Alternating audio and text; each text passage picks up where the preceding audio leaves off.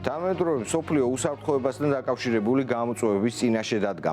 ღია და ავტორიტარულმა რეჟიმებმა ომი გამოუცხადეს დასავლურ სამყაროს. ასე მაგალითად, უკრაინაში რუსეთის მხარდამხარ იბრძვის უკრაინის წინააღმდეგ ჩრდილოეთ კორეა. კრემლს ასევე ამ ომში ხარს უჭერს და დახმარებას უწევს ირანი და ჩინეთიც.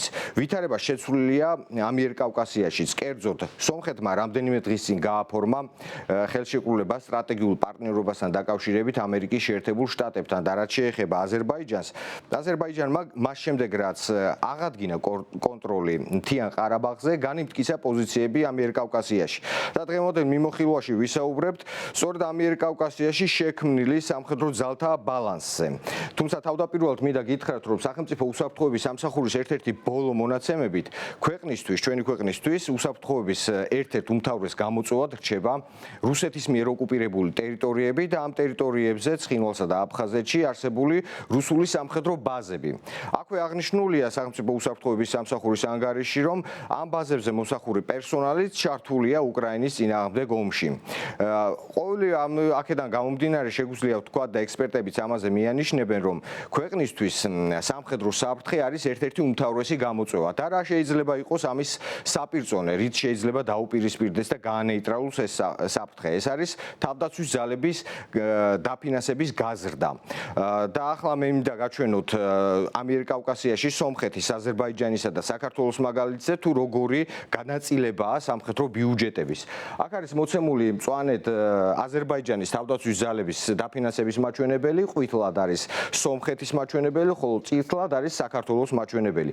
აზერბაიჯანის თავდაცვის ძალების დაფინანსება 2016 წლამდე გარკვეულწილად იკლებს, თუმცა შემდეგ კვლავ მატულობს და 2023 წლისთვის აღწევს 3 მილიარდ 560 მილიონ ამერიკულ დოლარს. რაც შეეხება სომხეთის თავდაცვის ძალების დაფინანსებას, ისიც გარკვეულწილად 2016 წლამდე ერთ რაოდენობაში მერყეობს, ხოლო 2017 წლიდან იზრდება სომხური დაფინანსება და 2023 წლისთვის აღწევს მილიარდ 330 მილიონ ამერიკულ დოლარს. ეს არის თავდაცვის ძალების დაფინანსება. რაც შეეხება საქართველოს, თქვენ ხედავთ, რომ 2017 წლამდე ასევე გარკვეულწილად ერთ ციფრში მერყეობს ქართული თავდაცვის ძალების დაფინანსება, თუმცა მნიშვნელოვნად ჩამოუვარდება მეზობელი ქვეყნების თავდაცვის ძალების დაფინანსებებს და 2023 წელს, როდესაც არის ყველაზე მაღალი თავდაცვის ძალების დაფინანსების მაჩვენებელი ქართული, ეს არის 500 მილიონი ამერიკული დოლარი. აქვე გეტყვით, რომ 2024 წლისთვის ოფიციალური მონაცემები თავდაცვის დაფინანსება მილიარდ 380 მილიონი ლარია, რომელიც კონვერტაციის შემდეგ დაახლოებით 500-დან 600 მილიონ ამერიკულ დოლარამდე მერყეობს და მნიშვნელოვნად ჩამორჩება, რა თქმა უნდა, სხვა ქვეყნის მაჩვენებლებს ამიერკავკასიაში. ახლა მინდა გიჩვენოთ შემდგომი გრაფიკით, უკვე მთლიანი შიდა პროდუქტთან მიმართებაში რა პროცენტული მაჩვენებლები გვაქვს. აქაც მნიშვნელოვანი არის სხვაობა სომხური, აზერბაიჯანული და ქართული თავდაცვის ძალების დაფინანსებებს შორის და ქართული თავდაცვის ძალების დაფინანსების მაჩვენებელი კლებადობის ტენდენცია აქვს და 2022 წელთან შედარებით 2023 წელს მომატებულია და შეადგენს 1,7%-ს, ხოლო აზერბაიჯანის არის 4,6%, სომხეთის 5,5%. ეს არის მთლიან შიდა პროდუქტთან მიმართებაში თავდაცვის ძალების დაფინანსების მაჩვენებელი. აქვე გეტყვით, რომ ჩრდილოატლანტიკურ ალიანსში საუბარია, რომ ქვეყნებმა მინიმუმ 2% უნდა დახარჯონ მთლიანი შიდა პროდუქტის თავდაცვის ძალების დაფინანსებაზე, ხოლო ამერიკის შეერთებული შტატების პრეზიდენტის არჩეული პრეზიდენტის დონალდ ტრამპის ინიციატივით ეს მაჩვენებელი 5%-მდე უნდა გაიზარდოს.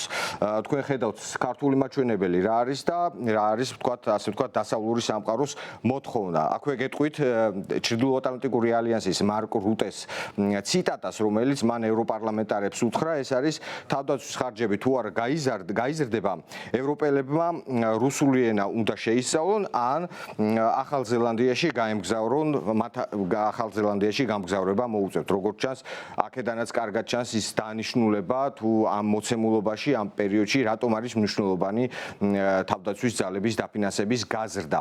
ამავე თემაზე ჩვენ ჩავწერეთ ინტერვიუ თადარიგის პოლკოვნიკთან, რომელსაც შემოგთავაზებთ ახლა. ამიერკავკასიაში სამხედრო ძალთა ბალანსის შესახებ ახლა კი საუბარს განვაგრძობთ თადარიგის პოლკოვნიკთან ლევან სიხარულიძესთან. მოგესალმებით ბატონ ლევან, დიდი მადლობა რომ მონაწილეობთ ჩვენს გადაცემაში. მადლობა მოწვევისთვის. მე პირველი კითხვა მექნება ზოგადი. დღევანდელი გამოწვევებიდან გამომდინარე, უსაფრთხოების გამოწვევებიდან გამომდინარე, რა რისკების წინაშე დგას ჩვენი ქვეყანა სამხედრო თვალსაზრისით? მე ვიტყოდი გავანაწილებდი ამას ორ ნაწილად, ასე ვთქვათ. პირველ რიგში ალბათ ვისაუბრებდი ზოგადად სისტემურ დონეზე, მერე შეიძლება ჩვენ მოკლედ შევეხოთ რა ხდება სტრუქტურულ დონეზე საერთაშორისო ურთიერთობებში და აქედან გამომდინარე პირველი რაც შეიძლება ითქვას რომ რეალურად ჩვენ უკვე აღარ აგვაქვს პოლუსიანი სამყარო მოძრაობთ მაგრამ ჩვენ არ მივსულავთ მრავალპოლუსიან სამყაროში სადღაც ისეთი მდგომარეობა იქნება რომ თითქოს ნულოვანი მიზიდულობის სივრცეში ვარ სადაც ყველა საკუთარი ეროვნული ინტერესებისთვის იბრძვის და როგორც არ უნდა იყოს ძირითადად ჩვენ უყურებთ იმ კრიზისულ ვითარებას, როდესაც მე კრიზისზე ვლაპარაკობ და არა დაშლაზე, როდესაც ის რაც მეტნაკლებად ფორმალურად გაფორმდა 1999 წლის შემდეგ, როგორც ლიბერალური საერთაშორისო წესრიგი, მეტნაკლებად კრიზისულ ვითარებაში იმყოფება. რაც შეეხება უფრო ქვემოთ თუ ჩამოვალთ სტრუქტურულ დონეზე, იმიტომ რომ პირველი მეორეს განსაზღვრავს, ბუნებრივია აქ უპირველეს ყოვლისა ალბათ ყურადღებას გავამახვილებდი თვითონ ჩვენს ქვეყნის შიგნით არსებულ საკმაოდ არაერთგვაროვან ვითარებაზე, როდესაც მოსაზრება საზოგადოებაში გაყოფილია იმის შესახებ, თუ რა შეიძლება იქნეს აქმული საფრთხეთ, გამოწვევად და მუქარად, რაც იმის საფუძველს ქმნის, რომ რაღაც გარკვეული ერთი პოზიცია არ არის შემუშავებული იმასთან დაკავშირებით, თუ რა გამოწვევები არსებობს ჩვენთვის ამიერკავკასიაში. თუმცა, რა თქმა უნდა, არსებობს რამდენიმე დოკუმენტი, რომელსაც ჩვენ შეიძლება დავეყრდნოთ, ეს იქნება თავდაცვის სტრატეგიული მიმოხილვა, თუ იქნება ასევე სახელმწიფო უშიშროების კომიტეტის ანგარიში, სადაც ბუნებრივია პირველ რიგში გამოკვეთილია საფრთხეთ, რუსეთის ფედერაცია, ანექსია, სკენ მიმართული პოლიტიკა, რომელიც წარმოებს ცხინვალისა და სოხუმის რეგიონებში და ბუნებრივია ამასთან დაკავშირებით ეს ქვეყნის შიგნით გათიშულობა, რა თქმა უნდა, ძალიან მძიმე პირობებს ქმნის იმასთან დაკავშირებით, რომ შესაძლებელია რა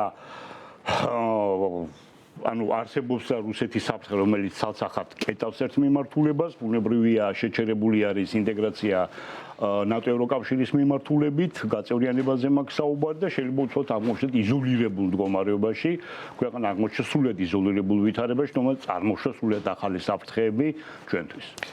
ამ კონტექსტში ძალიან საინტერესოა, როგორ შევაფასებთ რეგიონში არსებულ ვითარებას და რეგიონში ესე იგი თავდაცვის ხარჯების მიმართულებით ბალანსს და დისბალანსს.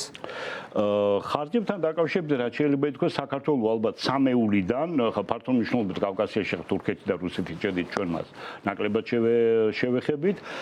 პირველ რიგში ეს არის დაახლოებით 5 მილიარდი დოლარი თუ არ ვცდები, რომელსაც აქვს 2025 წლის ბიუჯეტი აზერბაიჯანისთვის, დაახლოებით მილიარდ 700 მილიონ დოლარზე არის საუბარი, რომელიც არის სომხეთისთვის და თუ არ ვცდები დოლარებში თუ გადავიყვან, დაახლოებით 608-610 მილიონი დოლარი არის, რომელიც გვაქვს ჩვენ, თუმცა იგი 300 მილიონი დოლარით გაიზარდა, 300,000 ლარით გაიზარდა, ვიდრე ეს იყო 2004-ში, მაგრამ ჯერჯერობით ესეც საკმარისი არ არის და გეტყვით რატომაც არის წარმოშობს ეს გარკვეულ დისბალანსს ჩვენთვის, იმიტომ რომ ჩვენ გვაქვს სუვერენიტეტი და საცავი ჰაერი, ზღვა და ხმელეთი, საჰაერო თავდაცვის სისტემები საკმაოდ სუსტია, ხმელეთზე შესაძლებელი ასე თუ ისე არსებული ბრიგადებით ნორმალურად ვიყოთ წარმოდგენილი, მაგრამ ყველაზე დიდი საფრთხე რაც ამ შემთხვევაში არის ზღვა, რომელიც სრულად დაუცველია. რეგიონში სომხეთი და აზერბაიჯანის თავდაცვის ხარჯების ზრდა ახსენეთ თქვენ და ეს საერთაშორისო კვლევითი ორგანიზაციების მონაცემების მიხედვით ბოლო წლებში საუბარია 2016 წლიდან საკმაოდ მზარდი არის მათი ხარჯების თავდაცვის ხარჯები. ასევე მზარდი არის მთლიანი შიდა პროდუქტის გათვლით პროცენტული მაჩვენებელი, რასაც ხარჯავენ შეიარაღების და თავდაცვის ძალების მოდერნიზაციისთვის. ეს რა ძალას განაპირობებს ამიერკავკასიაში საქართველოსთან მიმართებაში და თუ წარმოქმნის გარკვეულ რისკებს?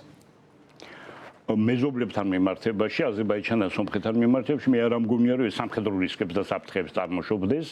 თუნდაც იმიტომ, რომ უხერხული არის ამაზე საუბარი, მაგრამ ისინი ჯერჯერობით ერთმანეთით უფრო მეტად არიან დაკავებულნი, სამშვიდობო პროცესები არის ჩაშვებული, თუმცა ისმის არც ისე მეგობრული განცხადებები ხოლმე ერთმანეთთან მიმართებაში, განსაკუთრებით სომხეთთან მიმართებაში, ზანგეზურის ძალის მიერ გახსნაზე და ასე შემდეგ და ასე შემდეგ, რამაც გარკვეულწილად გამოიწვია ის, რომ ერევანმა მოგზაურები დააგაგუნა პარიზისა და ვაშინგტონის კარებზე და სადაც მათ სათქმაოდ დადებითად შეხვდნენ. აი ეს ახსენეთ თქვენ ხელშეკრულება, რომელიც გაფორმდა რამდენიმე დღის წინ ამერიკასთან პარტნიორობის, სტრატეგიული პარტნიორობის შესახებ სომხეთთან. ეს გარკვეულწილად პოლუსის ცვლილება ხო არ არის ამერიკის პოლიტიკის უსაფრთხოების კუთხით ამიერკავკასიაში? ამისთვის ცალსახად არის მზადება, თუმცა სანამ რუსული ბაზები რჩება ბუნებრივად სომხეთის ტერიტორიაზე, შეიძლება ეს დროის საკითხი იყოს, როგორ და რანაირად მოგვარდება, შეიძლება გაირკვეს უახლოესი 4 წლის მანძილზე, მაგრამ რეალურად დადებითად შემიძლია გეპასუხოთ, რომ ეს არის მზადება იმისთვის, რომ რეალურად გაიზარდოს ამერიკის შეერთებული შტატების გავლენა ამიერკავკასიაში და თუ ის მეტნაკლებად ჯერ კიდევ შეიძლება იმედი გამოვთქვათ, რომ რჩება პარტნიორობა განხილვის ქვეშ თბილისსა და ვაშინგტონს შორის, თუ ყველაფერი დადებითად გადაწყდა, უკვე შესაბამისად ვაშინგტონისთვის იქნება ორი პირობითი ბრჭყალების ჩასმული მოკავშირე ერევანი და თბილისი. და ბოლოს მინდა კითხოთ, რომელიც ხოთაში გააწონასწორებს მეტნაკლებად ბაქო იმის რა ქვია ანკარას ღერს. და ბოლოს მინდა კითხოთ იმ ფონზე, როდესაც საქართველოს ჯერ კიდევ არ აქვს შემუშავებული ეროვნული უსაფრთხოების კონცეფცია.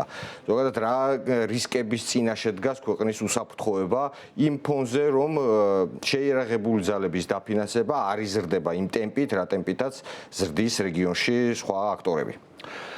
რა თქმა უნდა, ამისათვის უპირველეს ყოვლისა საჭიროა, რითაც ჩვენი საუბარი დავიწყეთ და ვფიქრობ დავიწყეთ მართლობრივად საჭიროა საერთო-ეროვნული თანხმობა. საჭირო არის პოლიტიკური ელიტის, რომელიც საქართველოს მართავს, მოხდეს შეთანხმება რა არის საფრთხე, რა არის მუქა და რა არის გამოწვევა. ამაში ხდება ერთად დაჯდომა, გადაწყვეტა, წინამორბედ შემთხვევაში შეიძლება ძალიან ვიწრო წრის ხელში, ძალიან ტექნიკურ დონეზე და შესაბამისად ბუნებრივია ხდება ძალიან შეზღუდულ სივრცეში ხდება მისი მართვა. და ნაკლებად არის იმის გაგება ეროვნულ დონეზე, სად არის ინტერესი, სად არის გამოწვევა, სად არის მოყვასი და სად არის მუქარა. ეს არის ნამდვილად რა თქმა უნდა საფრთხე, იმიტომ რომ ვიწრო წრეში მიღებული გადაწყვეტილება ტექნიკურ დონეზე შეიძლება არ აღმოჩნდეს ის რაც არის ინამდვილეში და მივიღოთ მცდარი გადაწყვეტილება, ვქონდეს შტაბეჭდილება რომ ჯერჯერობით ჩვენ სამხედრო საფრთხეები არ აგვაქვს, მაგრამ აღმოჩნდეს რომ ყველაფერი ძალიან მცდარია.